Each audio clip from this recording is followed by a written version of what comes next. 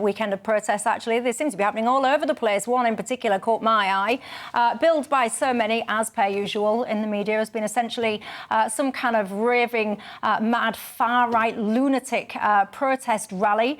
This was the march arranged principally by Tommy Robinson. You can see, I'll show you the banner, the start of this march. It was all about that two-tier Kia fuelled the riots, depending on who you actually believe. Many people say there was a couple of thousand at this protest. Some say tens of thousands. Some people say 250,000. I'll play you. I mean, you laugh, but I'll play you in a second as we're talking. I'll play you one of the clips of people actually videoing the scale of that protest. There you go. So whilst we're chatting away to ourselves, ladies and gents, you can feast your eye on this and you can make your own minds up about what the attendance was, because quite frankly, it'll probably be somewhere in the middle of all of those numbers. Mark Goodwin, let me ask you about this. First and foremost, the notion that this is a far-right rally.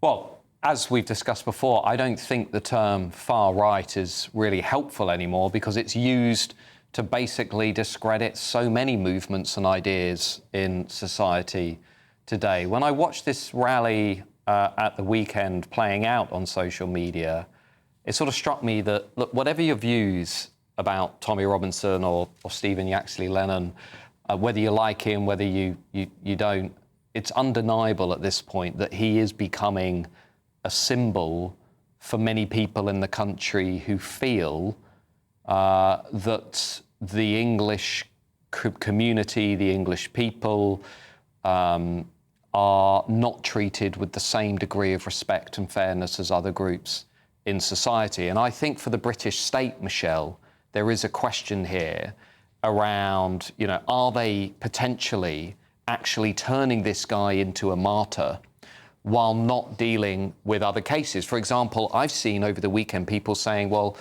how come Tommy Robinson is getting rushed into prison and getting dealt with very effectively, but we've got a couple of Muslim lads in Manchester who, as far as we know, still haven't really been dealt with as swiftly and effectively after allegedly assaulting police officers at Manchester Airport? These are the questions people are asking. And I think that's the risk for the British state, that if they continue down this line, they're going to turn this guy into a martyr. I've got to say as well, of course, Robinson was jailed today for 18 months, apparently for contempt of court. JJ, your thoughts? Yeah, that's it. Stephen Yaxley Lennon was imprisoned because he was already told by a court, you've spread false information about this schoolboy.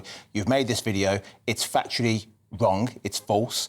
If you repeat those lies, you're then being contempt of court and you'll be sentenced. He thought he was above the law. I take issue with Stephen Yaxley Lennon, and that's calling him by his real name, because there's no record in this courtland of Tommy Robinson going to jail. But they sentenced him under his real name, not under his pseudonym. He calls himself a journalist. He thinks that he's spreading the word, reporting what the mainstream media won't say. He's not a journalist. He's a person with opinions. There's a big difference between a journalist. There is, Michelle, big difference. I'm a journalist. I'm qualified. I've studied journalism, which is why I know the difference between burglary and robbery. But I think you sound snobbish. Because being a journalist, the world has moved on now. Being a journalist isn't just about what qualifications you have. Well, actually, it is. Well, it's not, actually. When you look at the definition of what a journalist is, it isn't. It doesn't define a journalist based on the qualifications. If your child cuts their finger and you put a plaster on it, it doesn't make you a nurse. There's a big difference between being a journalist and being someone who wants to go out and report about things. There is a difference between those things. But the world has moved on now. It's not, the media is not just the traditional TV, you will not find... radio. His documentary, by the way, has been watched by about 56 million people. But it's false information. That's equivalent of nothing. So someone can watch something that's still false. And it's not mine. I've not watched the documentary. I'm telling you that the courts in this country, our judges, said that information that he's put in that video is false. Can I just briefly come in? Because I think Tommy Robinson, Stephen Yaxley Lennon, I don't think he would be anywhere near as significant a figure in our society and our politics had the legacy media class and the political class dealt with the issues that he was campaigning on from 2009 onwards. I mean, again, whether you like him or you loathe him, he was one of the first people in British society to talk quite openly about the sexual exploitation of young white girls at the hands of mainly Pakistani Muslim gangs. Now, the truth is, with the exception of journalists like Andrew Norfolk at the Times, there were very few people between 2009 and maybe the mid-2010s who were interested in that issue. But you're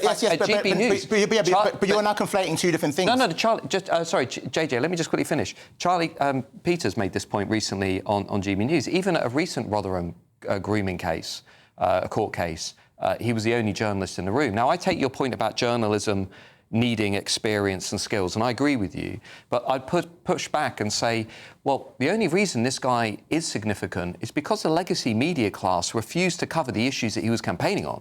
And again, I reiterate my point. That does not make him a journalist. And if he, and before you interrupt me again, let me just say add this one last point.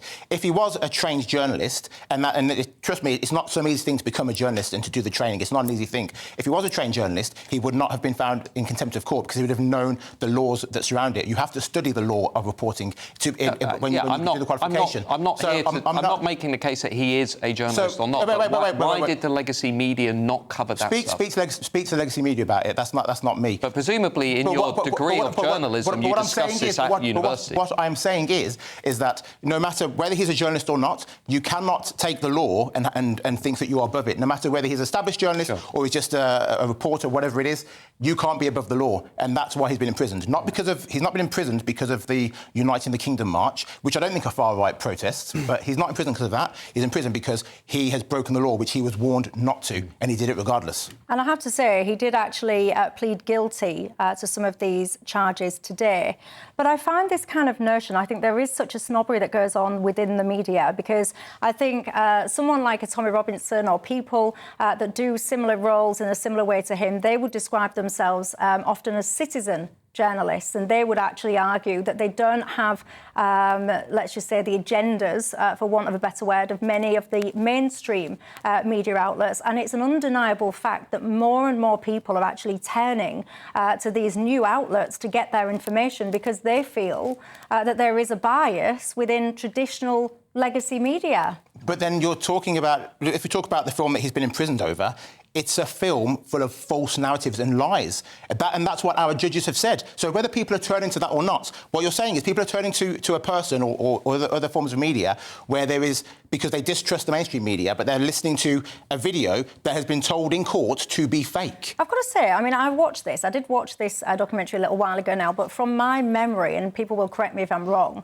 as I recall it, there were some very strange things going on as the tale was progressing, but also it was made clear that the person involved, the schoolboy involved, denied lots of this stuff, and that people were saying that it was false and so on and so forth. So whilst information was presented, it was also countered with that narrative that people were suggesting that it wasn't true, leaving people essentially to watch it and make up their own minds, as people are free to do and should be free to do in an open society.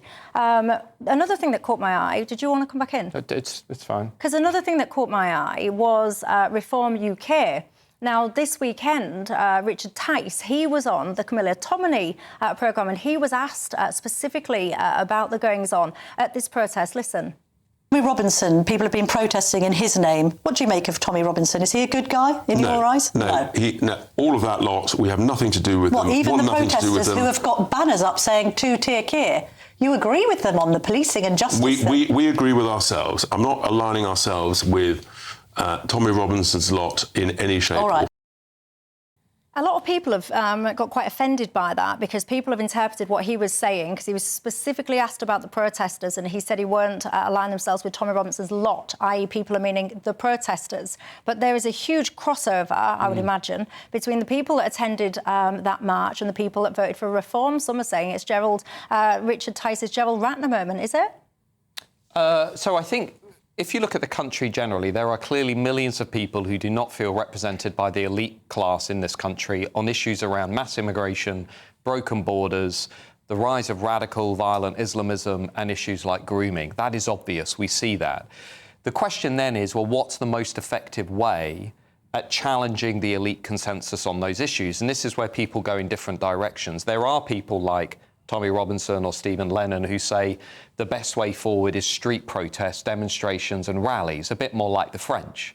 But there are other people who say, actually, that is going to alienate and stigmatise many people, and the best way forward in terms of bringing real change is through the ballot box. And in order to do that, you need to basically build a coalition of people that is about twice what the Reform Party got at the general election. So instead of 14%, you're going up to 30, 35. Now, everyone has their own views as to what the most effective strategy is. But it's quite clear, I would argue, that there are lots of people who do view street activism, street protests, street rallies, as not sitting as comfortably within our civic culture, within British culture, as they do in, say, France or Italy. We just have a slightly different culture. And I think that is where this tension is coming in. It's about what do you think is most effective at changing the country we all love? We all want to improve Britain. We want to try and save the country. What's the most effective way of doing that? I think it's unfair for Camilla to ask Richard Tice that question, purely because Tice is a politician. And his sole job, or his sole raison d'etre now, is that he wants to get reform as big as possible and get them into power. If reform, and this is not me looking down on Tommy Robinson and his followers, but if he wants to get reform into power, it's not so much the people who follow Tommy Robinson religiously he needs to convince. It's more disenfranchised Tories who are not going on Tommy Robinson marches. It's more disenfranchised Labour supporters who are not going on Unite the Kingdom marches. Those are the people who reform need to win over. So to align himself with a smaller group, and I said there's millions of people who may support Tommy Robinson, but we're not seeing millions of people on these marches. To align himself with a smaller group that alienates the other two major parties, I think would be a poor choice from Richard Tice. What do you think to that at home? I do want to say as well, I'm always fascinated by how protests do get covered in the mainstream media. Did you see the counter-protest? Let me show you one of the images that caught my eye from one of the front of that. Why on earth, and this is a guy called Adam Brooks, he works on GB News as well, but why do you need to go to a protest? If you believe in your messaging, you're apparently the good guys, because this was a stand-up to racism type counter-protest. Why are you there with your balaclavas on, looking, what I would argue, pretty menacing and intimidating? And why on earth is that allowed on the streets of Britain? Why are you allowed to balaclava up like that to deliberately try and intimidate people? Don't even get me started on that one, ladies and gents.